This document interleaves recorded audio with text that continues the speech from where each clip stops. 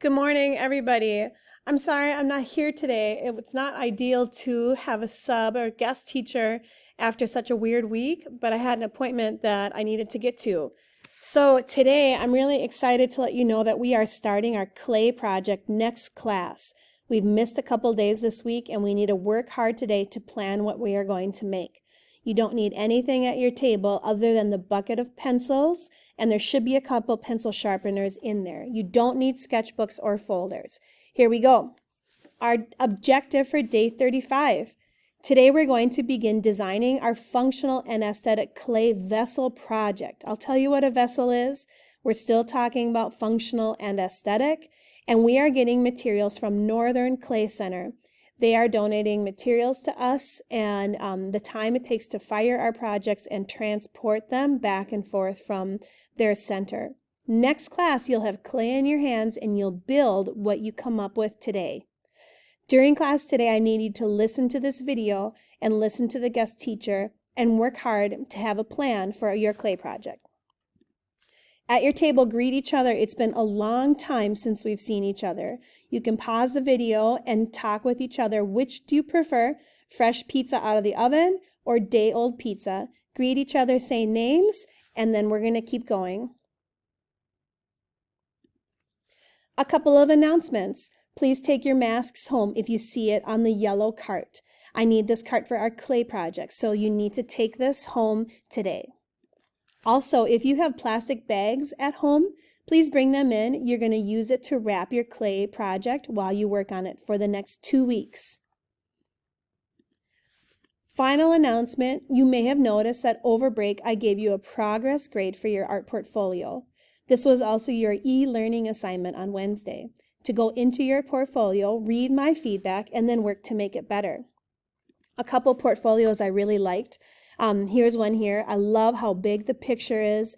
It looks like a white paper in the background, and then they changed the background to kind of match the artwork and a nice long description. This is a great portfolio page. This one too, the collage takes up the whole space on the slide. The only thing I would change is make the font bigger and a different color so you can read it better. This is a great example too, how the background matches the artwork, a nice description of what the student made. This one looks great too. The eye drawing could be even a little bit bigger, the photo, but it looks like a white with a nice black and gray drawing, white paper, very accurate.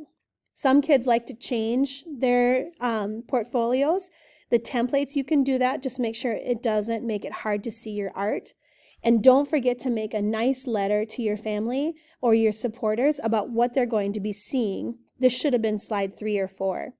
If you do these things, your slideshow, your portfolio will get a 4 after you've shared it with 2 people. It's due January 27th, and your grade can only go up from here. By the way, during the clay project, we will not be using our Chromebooks much. So work on this at home, work on this over the weekend, see if you can make your slideshow better. Okay, here's your job for the next couple of minutes. You need to look at these colors in the bucket at your table and sharpen them. These are the colors of the paints called engobes we're going to have for our sculpture project. White, yellow, gold, magenta, navy blue, turquoise, royal blue, dark green, brown, and black. The color of the clay is red. You see it on the very far left there.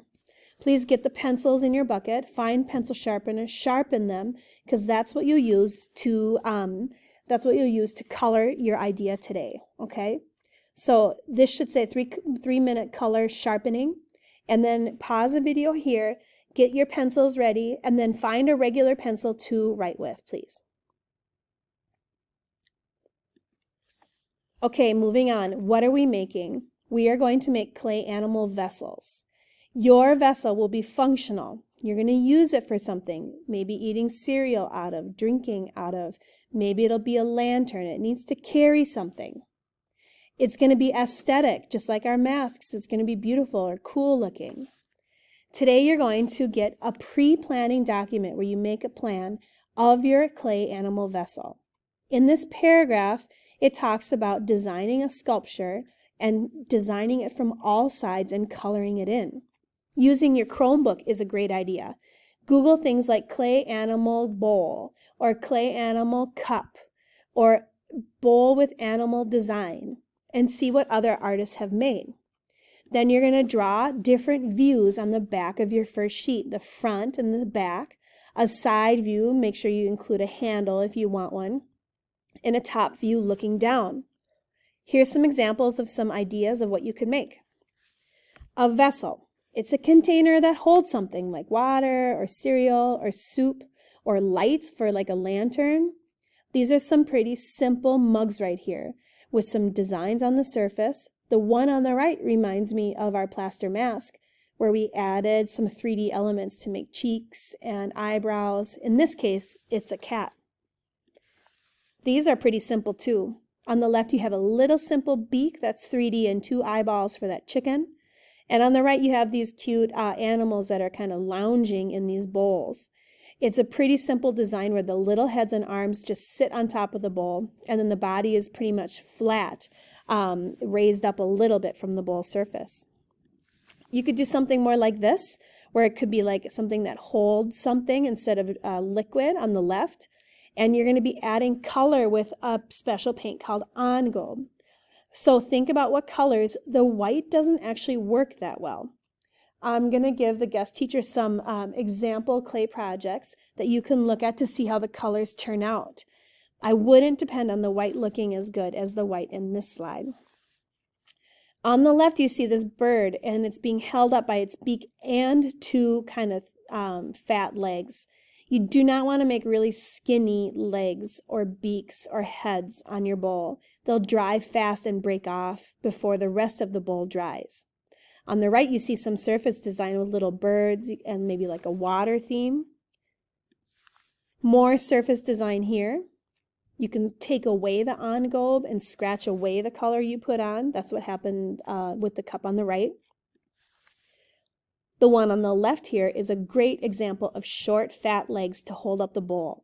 This is a perfect idea for adding maybe little animal feet onto a bowl that won't break off. On the right, you see a lantern. You could put a candle in there and then poke a bunch of holes so that the light can come through. These two are very, well, the one on the right is very complicated, super neat, and the octopus is laying in the inside of the bowl. Only a couple little octopus legs are poking out. You do not want to have a lot of skinny legs on their own outside of your vessel, or they will break very easily. On the left, it's a little snail, I think, poking out. When you drink out of it, you see the little snail down in the bottom. That would be a really safe design to make and a really fun design to make. And you could do a bowl or a cup with that. You will be graded on this assignment at the end. We only have 4 days to build the clay. You'll be graded on its function, does it work, its aesthetic, the choices you made to make it beautiful and cool looking, and then how you decorated it. You want to make sure it's attached well.